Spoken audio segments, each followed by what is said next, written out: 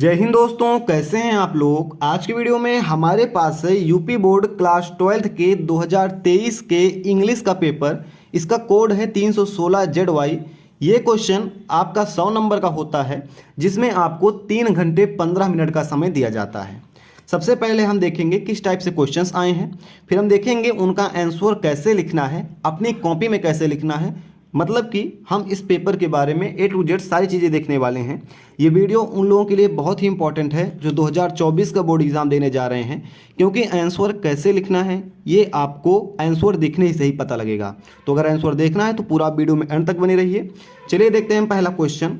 हमारा पहला क्वेश्चन है, read the following passage carefully and answer the questions that follow. ये इतना बड़ा पैसेज है। पहला पैसेज जो कि आपके बोर्ड एग्जाम में आएगा वो ऐसा ही रहेगा। क्वेश्चन ऊपर ऐसा सेम लिखा रहेगा, read the following passage carefully and answer the questions that follow. ये आपका पैसेज दूसरा आएगा। आपको सबसे पहले पैसेज को पढ़ना होगा। पैसेज को आप पूरा पढ़ेंगे, अच्छी तरह से पढ़ेंगे। इसके बाद आपको इस पैसेज से संबंधित 5 क्वेश्चंस पूछे जाएंगे, जो कि यहाँ पर हैं A, B, C, D और E। 5 क्वेश्चंस पूछे गए हैं। आपको इसी पैसेज में से देख करके इन 5 क्वेश्चन का आंसर देना होगा। अगर आप चाहें तो प्रैक्टिस के लिए आप वीडियो को रोककर यहाँ पर पैसेज पढ़ सकते हैं, फिर आगे आने वाले क्वेश्चंस का आंसर आप खुद इस पैसेज से देखकर बताएंगे कि आपका आंसर क्या है। चलिए देखते हैं हम पहला क्वेश्चन। पहला क्वेश्चन है हमारा, what must be done if you want to succeed in any undertaking.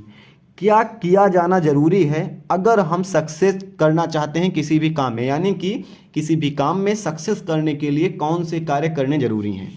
इसका आंसर हमें इसी पैसेज में मिलेगा। तो हम पैसेज देखेंगे, और पैसेज देखेंगे तो हमें पहले ही पता लगेगा कि सक्सीड के लिए, if we want success in any undertaking, अगर हम किसी भी कार्य में सफलता चाहते हैं, we must work steadily to the end. हमें अंत तक उस काम में एकदम कठोरतापूर्वक कार्य करना पड़ेगा। यानी कि अगर आप किसी भी काम में सफलता चाहते हैं तो आपको उसमें हार्ड वर्क करना पड़ेगा, तभी आपको सफलता मिलेगी। आगे आपको ये भी लिखना है, no undertakings is attained without difficulties, यानी कि कोई भी कार्य बिना कठिनाइयों के नहीं होता है। तो अगर किसी भी काम में आप कर रहे हैं तो उसमें कठिनाइयाँ आएंगी, लेकिन अगर आप कठोरता से उसमें लगे रहते हैं तो आपको सफलता जरूर मिलेगी। ये आपका पहले क्वेश्चन का आंसर है। इसे आप अपने पेपर में इस तरह से लिखेंगे। आप देखेंगे कि आपका पहला क्वेश्चन है, ये सेक्शन ए है। अगर आप ध्यान देंगे तो ये सेक्शन ए यहाँ पर पड़ा हुआ है। ये सेक्शन ए है, आप सेक्शन ए डालेंगे, आंसर 1A डालेंगे, क्योंकि ये पहला आपका क्वेश्चन यहाँ पर है। पहले का क्वेश्चन नंबर ए है, तो आप आंसर 1A डालेंगे, और जो आपका आंसर है जो आपने पैसेज में देखा है आप लिख देंगे, if we want to success in any undertaking we must work steadily to the and.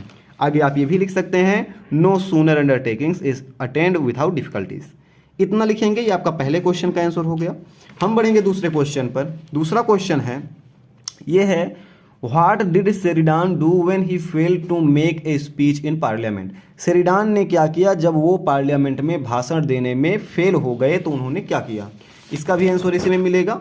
मैं बोल रहा हूँ, अगर आप प्रैक्टिस करना चाहते हैं तो आप वीडियो को रोककर, पहले मैं क्वेश्चन पढ़ता हूँ, क्वेश्चन रोककर आप अच्छे से क्वेश्चन पढ़िए, फिर वीडियो को रोककर आप अच्छे से इस पैसेज में से आंसर ढूंढकर कोशिश कीजिए मेरे दिखाने से पहले आप इसका आंसर दे दें। तो पहले का बी है क्वेश्चन। ये है, शेरिडान ने क्या किया जब वो फेल हो गए स्पीच देने में। तो Sheridan attempt to make a speech in the parliament but he failed. Sheridan ने प्रयास किया पार्लियामेंट में स्पीच यानी भाषण देने का, लेकिन वो फेल हो गए। एंड सैट डाउन, फेल होने के बाद वो बैठ गए। इन ग्रेट डिस्कम्फर्ट, और मतलब एक बहुत ही बेकार स्थिति में वो बैठ गए। His friend told him that he could not be an orator. उसके दोस्त ने कहा कि तुम कभी कुशल वक्ता नहीं बन सकते हो। He replies, it is in me and shall come out. और शेरिडान ने रिप्लाई किया कि ये यानी ओरेटर यानी कि वक्ता का भाव मेरे अंदर है और ये बाहर आएगा। And he afterwards succeed becoming a persuasive orator of his day. और आगे चलकर वो एक कुशल वक्ता बने, अपने समय के बहुत ही कुशल यानी महान वक्ता बने। मतलब कि जब फेल हो गए तो क्या किया उन्होंने, वो बैठ गए और बहुत ही मतलब डिस्कम्फर्ट में वो बैठे थे। जब उनके दोस्त ने कहा कि तुम ओरेटर यानी वक्ता नहीं बन सकते हो, तो उन्होंने क्या किया, रिप्लाई किया कि it is in me and shall come out. और वो आगे चलकर अपने दिन के महान वक्ता बने, अपने दिनों के, अपने समय के महान वक्ता बने। इसका आंसर आपको इसी में मिल जाएगा। फिलहाल हम तीसरा क्वेश्चन देखते हैं। तीसरा क्वेश्चन है हमारा, what did Sheridan means when he said it is in me and shall come out.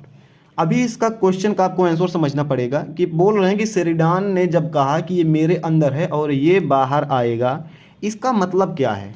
तो भाई इसका मतलब तो आपको इसमें नहीं दिखाई देगा, क्योंकि मतलब तो लिखा नहीं है, केवल इसमें ये यहाँ पर लिखा है, ये डायलॉग लिखा है। अभी इस डायलॉग का क्या मतलब हो सकता है, इसको आपको अपनी तरफ से लिखना है। जैसे हमने लिखा है, ये आंसर सभी का अलग अलग हो सकता है। 1 का सी वाला, Sheridan said it is in me and shall come out. It means Sheridan wanted to speak that he have the art of orator, but now at that time he was not able to present that art, but one day he will do mastery in that art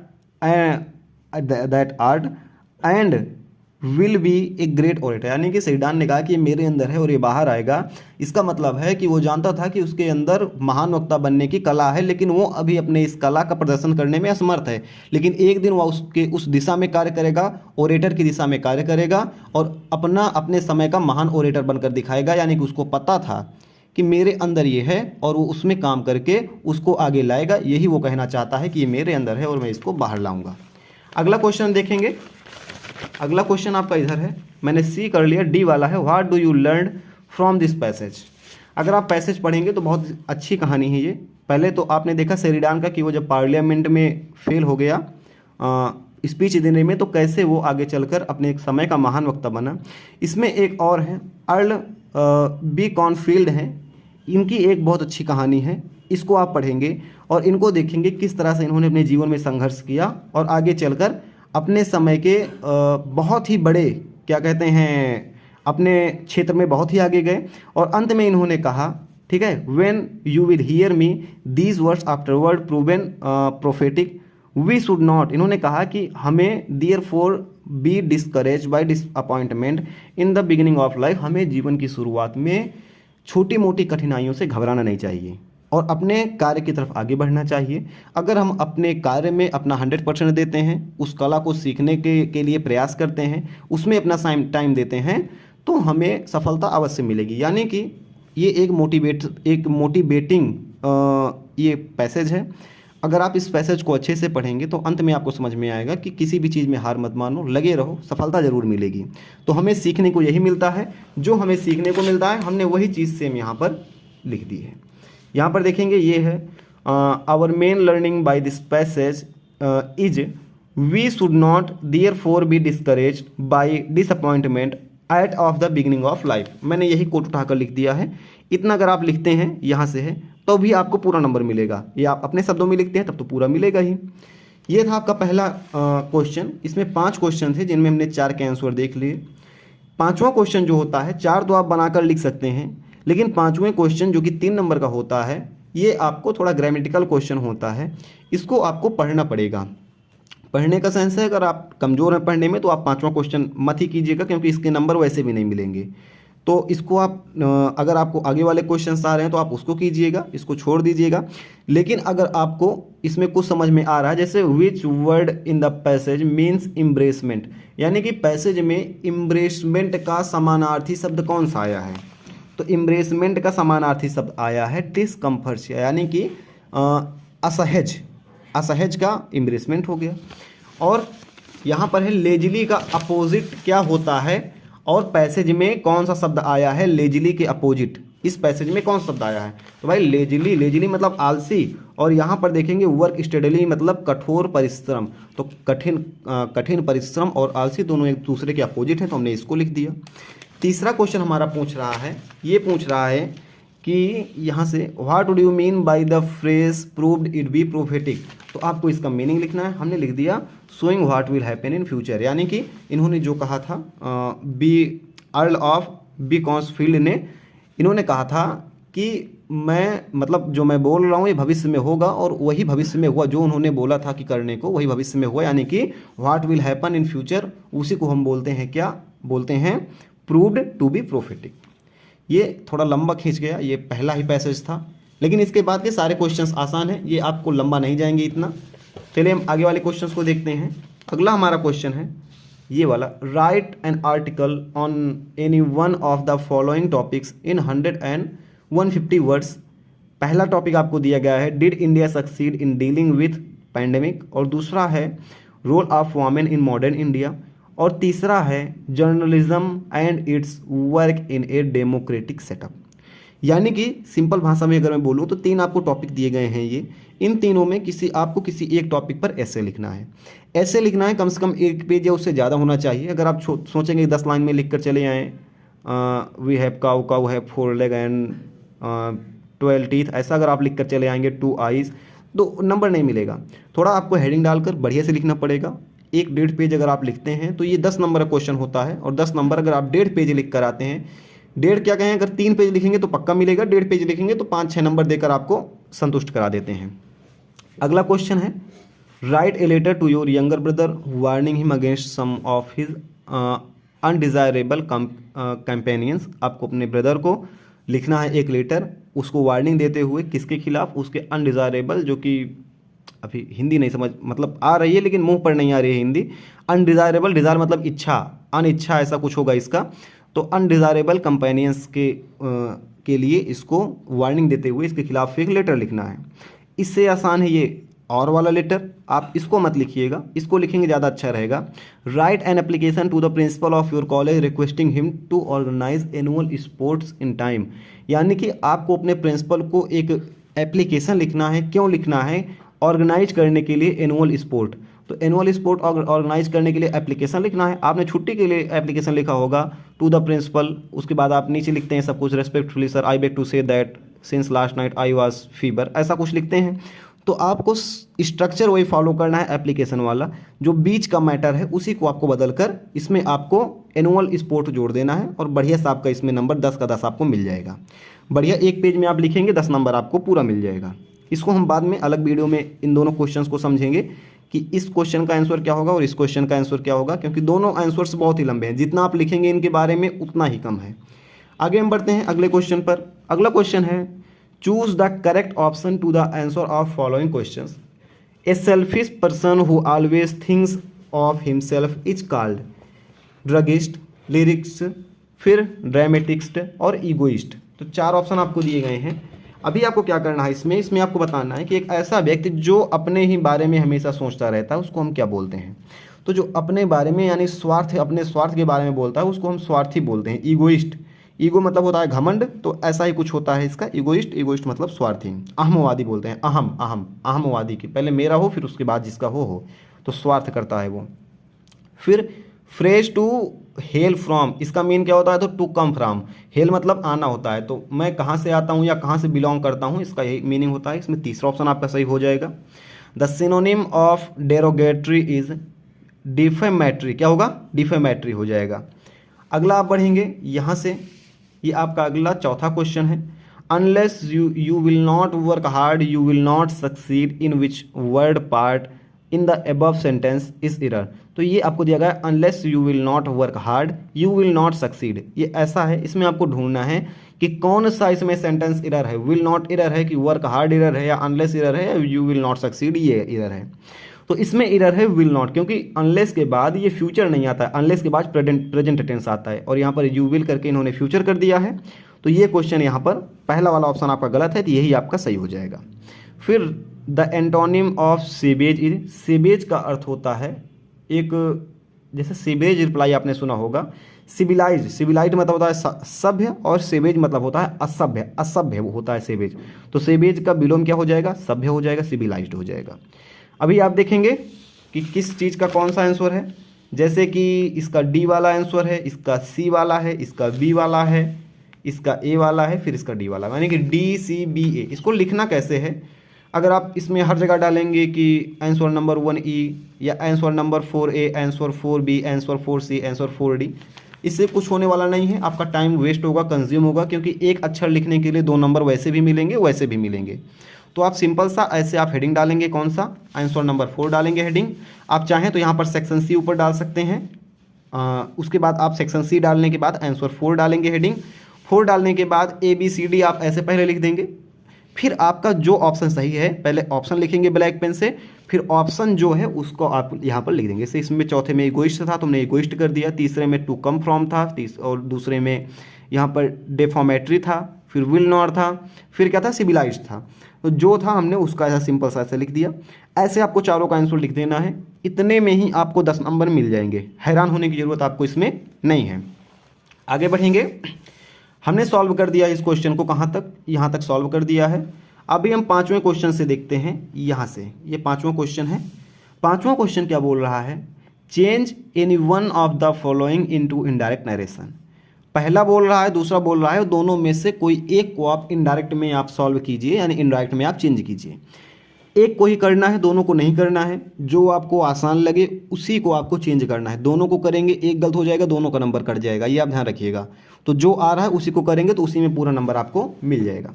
Priya said to the teacher, sir I could not do my work yesterday. तो प्रिया ने teacher से कहा कि sir मैं अपना कल homework कल नहीं कर सकी। तो इसका क्या हो जाएगा, ये है आपका सिंपल है, यानी अफर्मेटिव है, तो यहाँ पर लगेगा दैट, लगेगा किसके, कंजक्शन के रूप में। सेड को हम बदलेंगे टोल्ड में। तो Priya told the teacher, Priya told the teacher that respectfully she could not do her work the previous day. क्या हो जाएगा, यहाँ पर दैट लगेगा, ये टोल्ड में हो जाएगा, ये कुड का कुड ही रहेगा, आई का इसके अनुसार प्रिया के अनुसार सी हो जाएगा, माई का प्रिया के अनुसार हर हो जाएगा, यस्टरडे का द प्रीवियस डे हो जाएगा। इसी तरह से can you tell me the way the station said the traveller to the old man. ये आपके टीचर ने आपको पढ़ाया होगा। इसमें क्या होता है, ये वाला पोर्शन पहले आता है, ये वाला पोर्शन बाद में लिखा जाता है। तो द ट्रेवलर, यहाँ पर देखेंगे क्वेश्चन मार्क लगा हुआ है, यानी कि ये इंट्रोगेटिव सेंटेंस है। इंट्रोगेटिव में या तो इफ लगता है कंजक्शन, या तो वाई कंजक्शन लगता है, यानी कि इफ लगता है या WH वर्ड लगता है जो क्वेश्चन वर्ड रहता है, और बीच में इसमें कंजक्शन के रूप में इफ या हम WH वर्ड का यूज करते हैं, और सेड को आस्क्ड में बदल देते हैं, सेड को आस्क्ड में बदल देते हैं। ठीक है, अब देखेंगे हम। The traveller asked the old man if he could tell him the way to the station, full stop.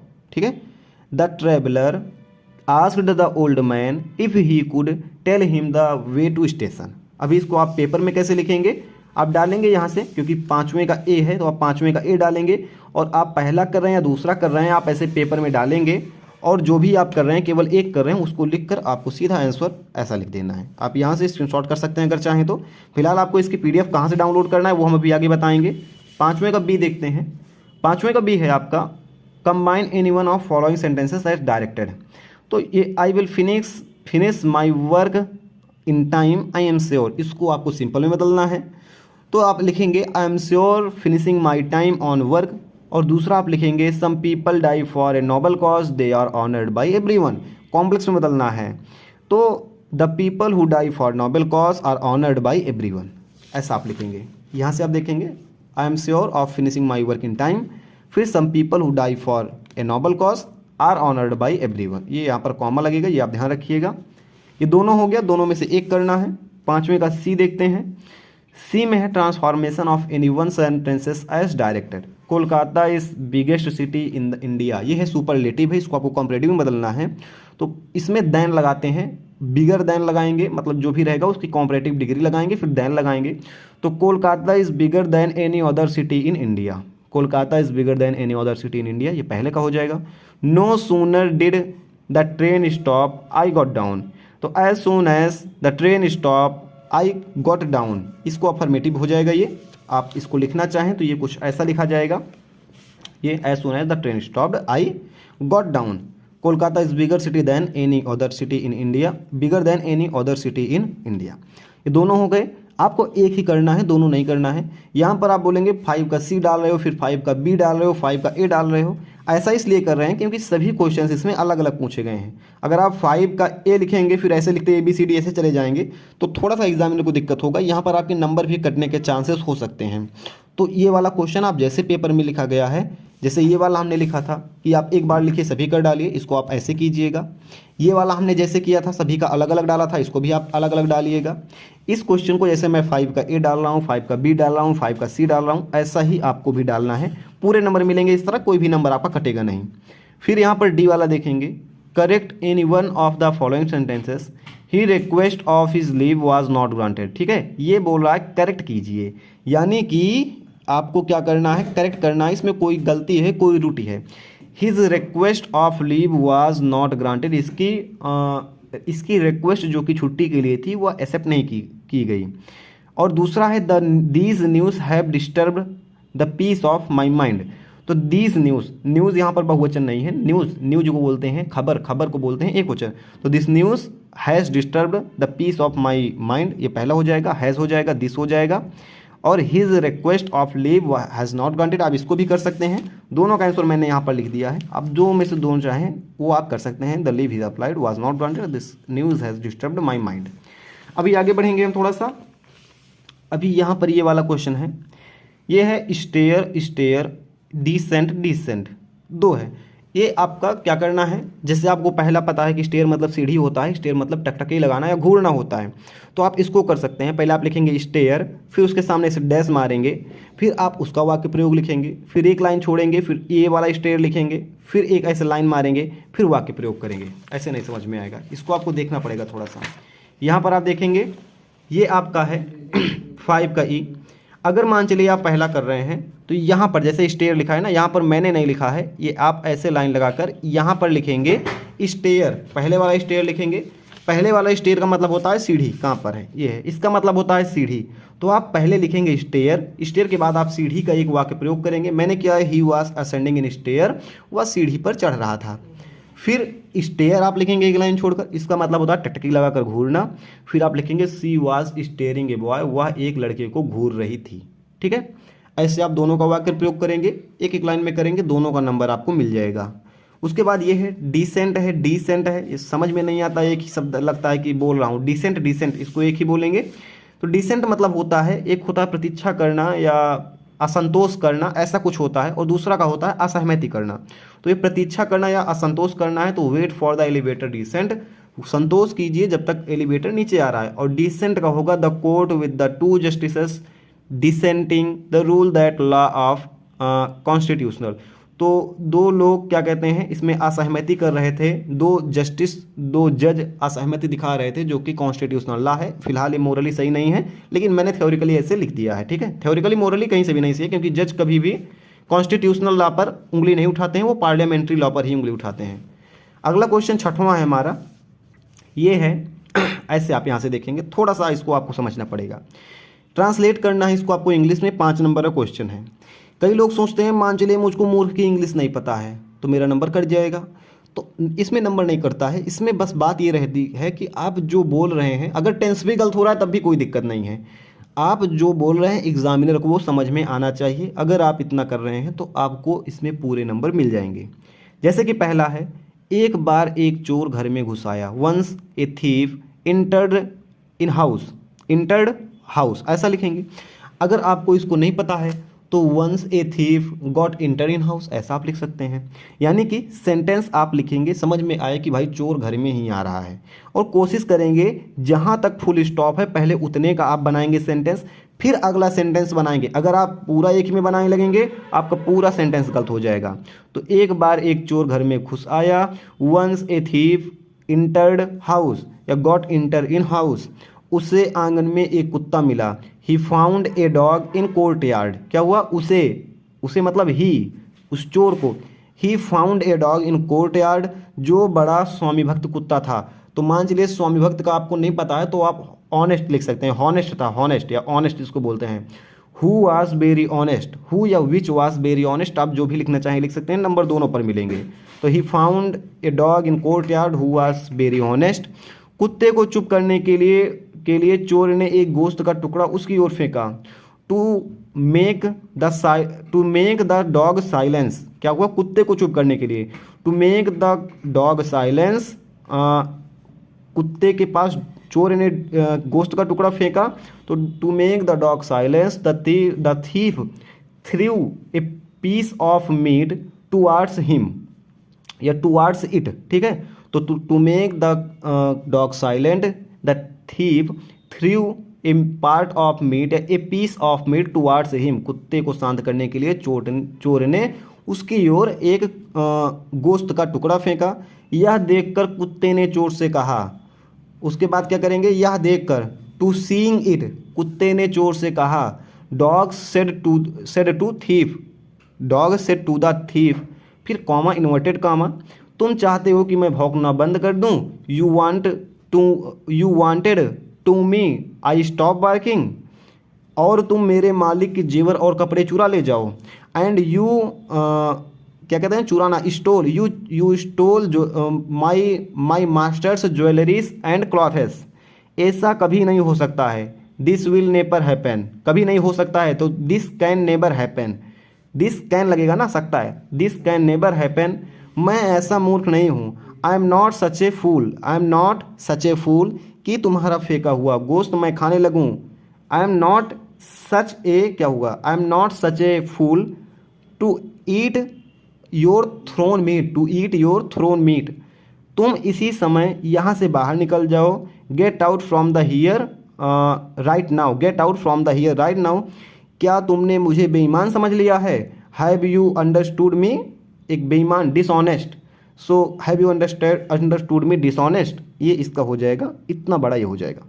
अगर आप पहले, अभी मैंने लिखा तो है ही, लेकिन अगर आप एक दो बार मुझसे सुनेंगे, वीडियो को 2-3 मिनट पीछे कीजिए, फिर से सुनिए, 2 बार आप सुनेंगे, आपको ये एकदम याद हो जाएगा, और ये भी समझ में आ जाएगा कि कहाँ पर हमें रुकना है, कहाँ से हमें अगला सेंटेंस बनाना स्टार्ट करना है। जैसे मैंने पहला इस सेंटेंस यहाँ तक बनाया, दूसरा सेंटेंस यहाँ तक बनाया, तीसरा सेंटेंस यहाँ से यहाँ तक बनाया, फिर यहाँ तक बनाया, फिर यहाँ तक बनाया, फिर यहाँ तक बनाया, तो टुकड़ों टुकड़ों में काट कर अगर आप सेंटेंस को ट्रांसलेट करेंगे तो आपका जो सेंटेंस है वो अच्छे से ट्रांसलेट होगा। हो सकता है बीच में कहीं पर मैंने ग्रामेटिकली मिस्टेक की हो, लेकिन इतने मिस्टेक के बोर्ड एग्जाम में कोई नंबर नहीं कटेंगे।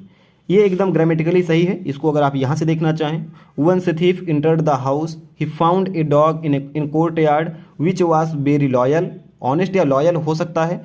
To make the silent, the thief threw a piece of meat towards it, seeing this the dog said to the thief, you want to me stop barking and you steal my master's jewelry and clothes, this can never happen, I am not such a fool, I am not such a fool that I will start eating your thrown meat, get out from here right now, have you understood me for a dishonest, और question mark है और यहाँ से inverted comma है, तो इसको हमने close कर दिया। 5 नंबर ये आपका डन हो गया यहाँ से। अभी थोड़े से क्वेश्चंस बाकी हैं जो कि आपके पेपर में दिए हुए हैं, लेकिन आप लोग देखेंगे नहीं, तो यहीं से आप देख लीजिए। ये आपकी गाइड में, आपके कॉपी में आपको कहीं भी मिल जाएंगे। What did M Hamel say about the French language, M Hamel ने फ्रेंच लैंग्वेज के बारे में क्या कहा, ठीक है, क्या कहा, तो यहाँ से देखेंगे। M Hamel told about French language is the most beautiful language in the world, according to him it was clearest and most logical language in the world, he wanted to people of France to guard it among themselves and never forget it. M Hamel ने कहा कि French language बहुत ही सुंदर language है पूरे world में, सभी भाषाओं में, जो भी वर्ल्ड में जितनी भाषाएं, सबसे प्यारी भाषा हमारी फ्रेंच लैंग्वेज है। उनके अनुसार ये विश्व की सबसे क्लियर भाषा है और सबसे तार्किक भाषा है, और वो चाहते थे कि जो भी फ्रांस के लोग हैं वो अपने बीच में इस भाषा को जिंदा रखें, यानी कि अपने बच्चों को, सभी को बताएं इस भाषा के बारे में और इसी भाषा में बातें करें, जिससे भाषा आगे सुरक्षित रहे। ठीक है, अगला 7वां बी क्वेश्चन है हमारा। हमने ये वाला सेकंड वाला लिखा हुआ है, ये थोड़ा सा दिक्कत पड़ रहा था, तो हमने इसको कर लिया। आसान पड़ेगा, ये आपको याद करने में दिक्कत पड़ेगी थोड़ा। What did the man selling rat traps resort begging and pretty thievery, तो जो मैन था, जो आदमी था, सेलिंग रैट ट्रैप्स, और चूहेदानी बेचने वाला, वो भीख क्यों मांगता था और छोटी मोटी चोरियां भी क्यों करता था, यानी कि वो बेचता था, बेचने के अलावा वो भीख और चोरियां क्यों करता था, भीख क्यों मांगता था, चोरियां क्यों करता था। तो हमने पेडलर लिखा है, पेडलर मतलब व्यापारी होता है, तो द मैन यानी कि वो आदमी या वो व्यापारी, ये क्या है, created and sold miniature rat traps, his company however was not lucrative to keep his body and spirit together he had to resort both begging and pretty thieving। ठीक है, तो वो क्यों करता था, क्योंकि वो अपने आप को ठीक रखना चाहता था, क्योंकि उतना पैसा उसके पास नहीं होता था कि वो केवल चूहेदानी बेचकर गुजारा बसारा कर सके, ऐसा आपको लिख देना है। अगला 8वां क्वेश्चन हम देखेंगे। ये क्वेश्चन है, right any one of the following question in answers in 18 word, 80 शब्द में आपको आंसर बताना है किसी एक क्वेश्चन का। तो यहाँ से आप देखेंगे मैंने ये वाला किया हुआ है, पहला वाला, क्योंकि मैंने यहाँ पर रैट ट्रैप वाला यहाँ पर उठाया था, तो यहाँ से रैट ट्रैप वाला हम छोड़ देते हैं, ऊपर वाला करते हैं। Mention the hazards of working in the glasses bangles industry, यानी कि बैंगल चूड़ी बनाने के इंडस्ट्री में कौन से खतरे हो सकते हैं उनको आपको एक्सप्लेन करना है ये। और दूसरा है कि rat trap both interesting and philosophical discuss. तो जो द रैट ट्रैप कहानी है वो इंटरटेनमेंट यानी मनोरंजक है और फिलोसफिकल है, ये दोनों है। इसके बारे में चर्चा कीजिए कि ये फिलॉसफी भी इसमें है और इंटरटेनमेंट भी है। तो ये आपको आंसर कहीं पर भी नहीं मिलेगा, आपकी पूरी किताब में आंसर नहीं मिलेगा। तो हमने इसे किया हुआ है कि बैंगल मेकिंग में कौन से खतरे हो सकते हैं। तो the glass bangle industry is a arduous industry. जो ग्लास या चूड़ी बनाने की फैक्ट्री है वो बहुत ही खतरनाक फैक्ट्री है। The workers often end up to blind if they are exposed to work for many years. अगर कोई भी वहाँ पर व्यक्ति लंबे समय तक कार्य करता है तो वह अंधा हो जाता है। The furnaces are set in extremely elevated temperature and lack of proper ventilation. तो वहाँ पर जो गर्म भट्टियाँ हैं वो बहुत ही अधिक तापमान पर सेट की होती हैं और उनके वेंटिलेशन के लिए कोई भी उपयुक्त साधन नहीं होते हैं। Since most of the workers are poor, क्योंकि वहाँ पर बहुत से मजदूर गरीब होते हैं। They work without protective eyes gears, और वो आंखों में बिना किसी सुरक्षा के कार्य करते हैं। एंड लीव्स देम ब्लाइंड, जिससे कि उनकी आंखें खराब हो जाती हैं, क्योंकि वो उसमें बहुत सारी धूल उड़ती रहती है, कचरे उड़ते रहते हैं उस इंडस्ट्री में। आंखों में कुछ लगाते नहीं हैं तो उनकी आंखें धीरे धीरे खराब हो जाती हैं।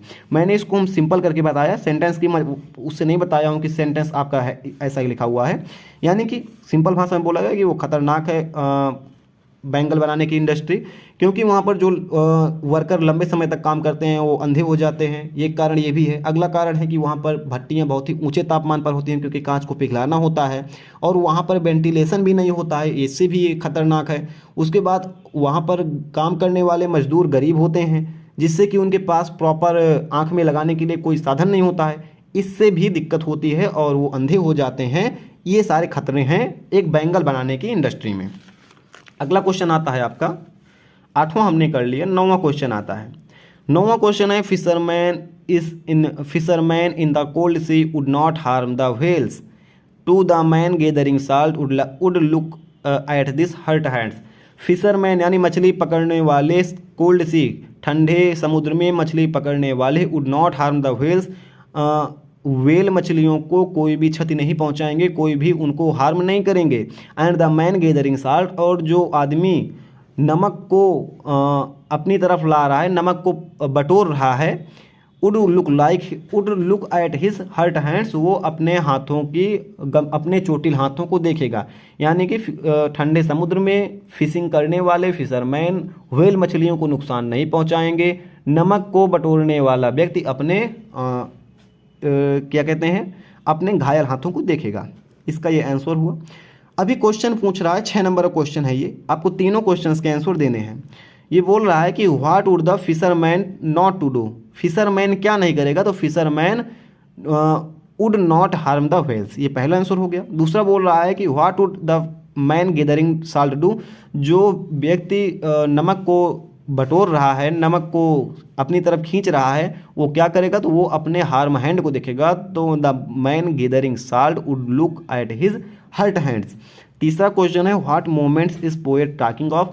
पोएट किस मोमेंट, किस छवि, किस क्षण के बारे में बात कर रहा है, तो पोएट उस क्षण के बारे में बात कर रहा है जब फिशरमैन ठंडे समुद्र में मछलियां पकड़ने जाएंगे और जब एक व्यक्ति नमक को समुद्र के किनारे से बटोरने जाएगा। इसी को हमने तीनों को लिखा है।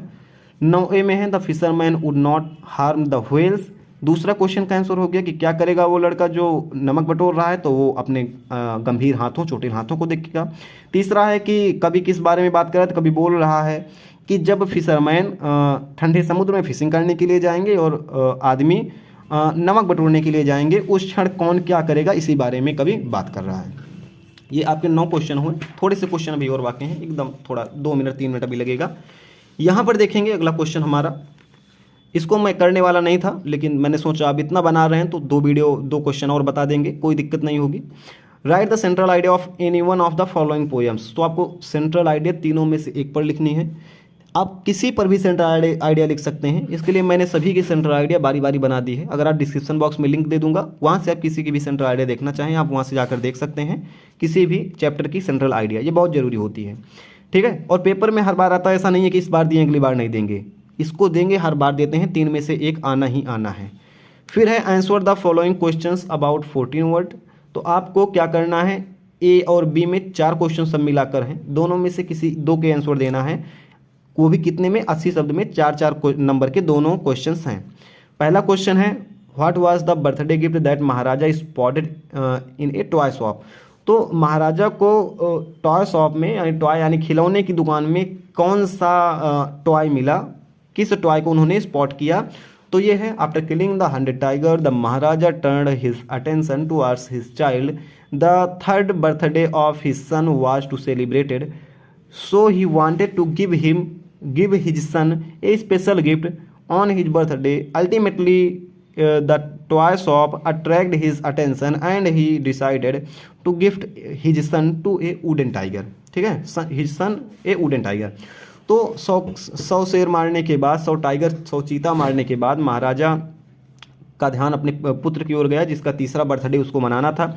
वो अपने बच्चे को कुछ गिफ्ट देना चाहता था, जिससे वो बाज़ार गया और बाज़ार में वहाँ पर उसने एक टॉय शॉप देखा जिसने उसका ध्यान खींचा और उसने वहाँ से एक लकड़ी का चीता, ठीक है, टाइगर मतलब चीता, लकड़ी का चीता लिया, उसको अपने बेटे को उसने, उस महाराजा द लायन किंग ने, द टाइगर किंग ने अपने बेटे को उसी को गिफ्ट कर दिया।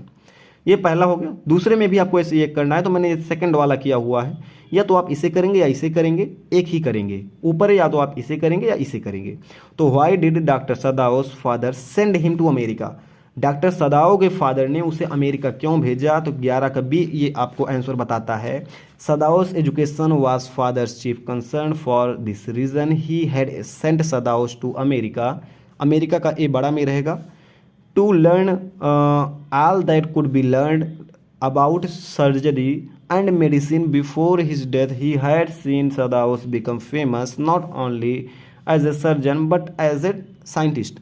तो क्या हुआ कि इसने इसलिए भेजा था अपने बेटे को अमेरिका क्योंकि वो सर्जरी में और मेडिकल में अच्छे से पढ़ाई कर सके, जितनी होनी चाहिए पढ़ाई वो सारी पढ़ाइयाँ कर सके। इसलिए सदाओ ने अपने बेटे को कहाँ भेजा था, अमेरिका भेजा था पढ़ाई करने के लिए। फिर लास्ट में सबसे लास्ट क्वेश्चन आपका आता है 12वां question, answer any one of the following questions about 18 words. तो इसमें 2 क्वेश्चन हैं, आप पहला कर सकते हैं, आप दूसरा कर सकते हैं।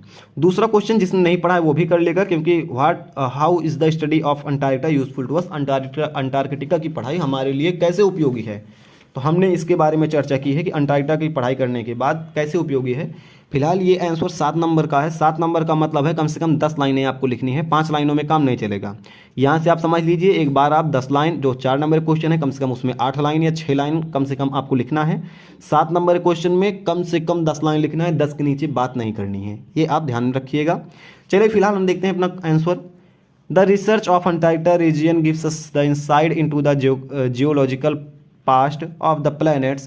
It gives an idea of how Earth was before diving in continents and nations. It's shown how minor climate changes can change the shape of region.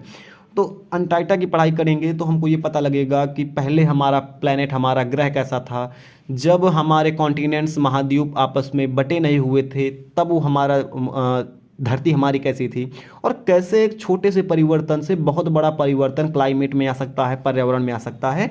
ये सारी चीज़ें हमें पता लगती हैं, वहाँ के जीव जंतुओं के बारे में पता लगती हैं, यही सारी चीज़ें आपको पता लगेंगी। ये था आपका आज का लास्ट क्वेश्चन जो कि था 12वां बी। यहाँ पर आपका पेपर खत्म हो गया। इसमें हमने लगभग सभी क्वेश्चंस के आंसर देखे, इसका आंसर हमने नहीं देखा है और इस 2 क्वेश्चंस का आंसर नहीं देखा है। इन 3 के लिए आपको श्योर रहिए, वीडियो मिलेगी डिस्क्रिप्शन में, आपको लिंक मिलेगी वीडियो आने के बाद तुरंत। अभी चेक कीजिएगा, अगर आप 1 महीने बाद इस वीडियो को देख रहे हैं तो आपको इन सभी की लिंक्स मिल जाएगी। और इसमें ऐसा कोई भी क्वेश्चन नहीं है जिसको हमने अटेंड ना किया हो, सभी को हमने सॉल्व किया। कैसे सॉल्व करना है ये भी बताया, पेपर में कैसे आपको लिखना है ये भी बताया, कितने नंबर के क्वेश्चन को कितनी लाइन में लिखना है ये भी बताया। तो फिलहाल इस वीडियो में इतना ही था। वीडियो बनाने में बहुत मेहनत लगी है, तो अगर आप कमेंट करेंगे तो मुझे बहुत अच्छा लगेगा। इस वीडियो में इतना ही था। हम मिलते हैं किसी नेक्स्ट वीडियो में किसी नए पेपर के सॉल्यूशन के साथ। जय हिंद।